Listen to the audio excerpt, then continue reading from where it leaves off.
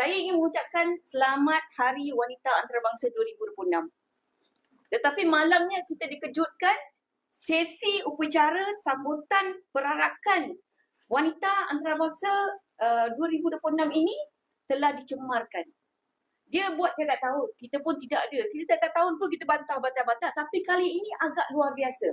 Sebab agak luar biasa, dia sengaja letakkan provokasi gambar wanita bertudung macam saya ini dan dia tulis kat situ cop halal. Apa maksud ni? Saya nak tanya penganjur ni. Saya nak tanya Amanda, Ketua Parti Sosialis Malaysia. Apa maksud you provoke macam ni? Saya rasa sangat sedih. Saya mewakili wanita-wanita bukan hanya negarawanti. Wanita daripada gerakan Wanita Islam Malaysia, Gerak Wanis. Daripada kawan-kawan yang tidak dapat hadir pada hari ini. Kita tengok pula apa yang berlaku ni. Mana dia? Ni, ayat Al-Quran digunakan dan ditafsirkan sendiri. You nak buat apa, buatlah. Tetapi jangan menyalahgunakan, jangan hina. Jangan mempersendakan ayat Al-Quran ni. You siapa? Sebab apa? Sebab dekat parlimen pun boleh mempersendakan. Mana-mana pun you all tengok sekarang ni, pemimpin-pemimpin telah mempersendakan ayat-ayat Al-Quran. Ada 3 perkara yang telah mereka langgar. Yang pertama, kita ada perlembagaan persekutuan. Perkara 31, agama rasmi adalah agama Islam. Itu yang pertama. Yang kedua, dia hina ayat suci Al-Quran kita. Ini tidak boleh dimaafkan. You nak buat apa, you letaklah bahasa Cina ke apa ke, you punya Bible ke apa ke. Tetapi ini ayat suci Al-Quran. Berbalik pada agama persekutuan adalah agama Islam. Yang ketiga, sambutan Hari Wanita telah dicemarkan. Kita nak tengok bagaimana mungkin kita boleh biarkan perkara begini Nak tengok tuntutan dia, ada 4 tuntutan oleh Amanda, Parti Sosialis. Yang pertama, hentikan serbuan, gangguan dan pengawasan oleh pihak berkuasa terhadap tubuh dan kehidupan individu. Ini yang berlaku dekat Coket. Yang tualang merah tompok-tompok tu dia nak suruh hapuskan. Tak boleh lagi dah pihak berkuasa untuk menghalang, untuk mengawas, untuk mengambil mereka-mereka ni yang buat onar ni. Jadi tompok-tompok merah ini digalakkan. Yang kedua, iktiraf undang-undang terhadap identiti gender serta pembaruan dalam amalan mahkamah.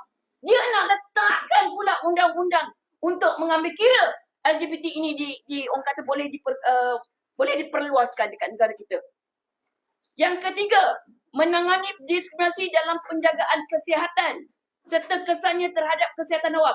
You all tahu tak, peratusan HIV ramai daripada golongan belia. Umur 18 tahun hingga 35 tahun, ini adalah peratusan HIV yang ada dekat dalam negara kita Malaysia ini. Adakah kita nak menjadikan negara kita ni seperti Nabi Lut punya puak-puak ni, kaum ni? Sedangkan dalam Al-Quran tertulis, kalau kau melakukan keberatan ini, aku akan timbulkan bencana. Ini Allah punya pesanan dalam Al-Quran. Dia nak sebut surah Ar-Rum, tetapi ada banyak lagi surah-surah yang menyatakan tentang perkara ini. Yang menolak perkara-perkara yang melibatkan songsang ni, kegiatan songsang ni. Yang keempat, dia nak apa? Mengiktiraf keganasan berasaskan gender dan keganasan dalam hubungan intim sebagai isu yang perlu ditangani secara serius.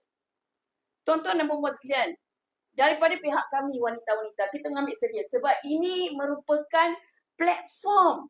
Dia menggunakan platform perarakan bersempena dengan Wanita Antarabangsa 2026. Dia mencerminkan negara kita tau. Jadi apa yang kita buat? Kita telah membuat satu memorandum terbuka kepada KPN, Ketua Polis Negara. Sebab dia pula pergi support pula perarakan ni. Sedangkan dia tahu. Yang kedua, kepada Menteri Wanita. Mana Menteri Wanita punya suara? Mereka ni pergi berarah atas nama sambutan Hari Wanita Antarabangsa. Ada wanita kat situ perkataan dia. Mana dia Menteri Wanita bersuara? Yang ketiga, berkenaan dengan Menteri Agama, Hari Warga Agama. Jadi perkara ini tidak boleh dibiarkan, tuan-tuan dan puan sekalian. Dan kita pada akan datang ni, kita akan buat tadarus Al-Quran dan tausiah. Seramai 250 wanita akan terlibat di Surau Jumaat Taman Sapat Jaya, Jalan Rejang 4, Kuala Lumpur, dan saya akan alu-alukan wartawan-wartawan untuk datang kerana kami akan membuat petition beramai-ramai menandatangani 250 orang wanita-wanita bertadarus sambil menyatakan ketidakpuasan hati kita. Ini akan berlaku pada hari Ahad ini, pagi pukul 8.30 sehingga pukul 1. Dan hari ini kita buat visi. Ini tak cukup tuan-tuan dan puan sekalian. Kerana selagi mana kita tidak mendesak perkara-perkara ini, dia akan berlaku dan berlanjutan dan akan lebih musnah, akan lebih parah daripada apa yang dilakukan pada tahun ini. Tahun 2027, sambutan yang sama, lagi teruk dia orang akan buat. Kita ni dah banyak isu tau. Tolonglah kerajaan, tolonglah pembangkang, tolonglah mana-mana pihak, tolonglah pemimpin. Kami NGO ini bersuara kerana kami marah dengan keadaan yang berlaku sekarang ni. Apa you all buat? You all nak jadikan negara kita ni macam mana? Adakah ini dibolehkan tuan-tuan dan puan sekalian? Saya nak tanyalah. Adakah ini dibolehkan? Adakah ini korang akan setuju? Pemimpin-pemimpin, adakah ini bersetuju? Kamu bersetuju dengan perkara ini? Kamu nak ke akta LGBT itu diluluskan? Kalau dapat 2/3 lulus tau. Tok Gil.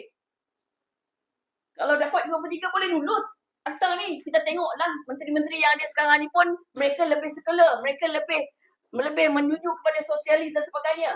Jadi ini Negarawanti, saya juga mewakili Gerak Wanis, saya nak bagi tahu amaran. Kalau kamu tidak melakukan sesuatu dan tidak ada suara, saya nak tahu penganjur ni tolong bawa. Siapa buat spanduk ni? Kalau penganjur, mana-mana spanduk kena luluskan dulu. PDRM, kamu nak buat kerja, sebelum perarakan berlaku, kamu cek dulu. Spanduk-spanduk ni, macam mana boleh lulus? Saya ingat itu saja Tok Ki. Terima kasih banyak-banyak.